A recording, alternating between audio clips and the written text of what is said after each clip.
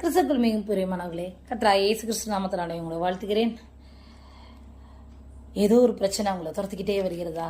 இதிலிருந்து நான் எப்படி கடந்து நான் வெளியே வருவேன் அப்படி நீங்கள் யோசிச்சுக்கிட்டே இருக்கீங்களா? இதை எப்படி செய்வேன், இதிலிருந்து எப்படி நான் மீண்டு வருவேன் அப்படின்னு சொல்லி நீங்கள் பயந்துக்கிட்டே இருக்கீங்களா? உங்கள் பிரச்சனையை ஆண்டவர்கிட்ட கொடுங்க, அவர் உங்களுக்கு உதவி செய்வார். எப்படி ஒரு மலை உச்சியிலிருந்து நீங்கள் மேலேருந்து கீழே பார்த்தீங்கன்னா பில்டிங்கு, ட்ரீஸு, நிறைய மரங்கள், செடி கொடிகள் எல்லாமே மனுஷன் உட்பட எல்லாம் சின்ன சின்னதாக குட்டி குட்டியாக தெரியுமா? உங்கள் பிரச்சனையை தூக்கி ஆண்டவருடைய கரத்தில் வைங்க. அவர் பார்க்குற ஆங்கிளே வேற, அவர் பார்க்குற கோணமே வேற.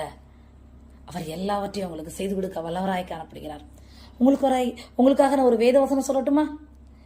ஏசாயா 41 அதிகாரம் 10 வசனம். நீ பயப்படாதே, நான் உன்னோடு இருக்கிறேன், திகையாதே, நான் உன் தேவன்.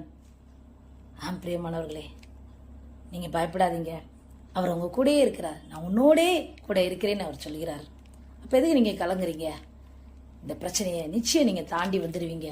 அவர் தாண்டதுக்கு, அதை கடக்கிறதுக்கு உதவி செய்ய வல்லவராய் இருக்கிறார். அந்த இயேசுவை நம்புறீங்களா?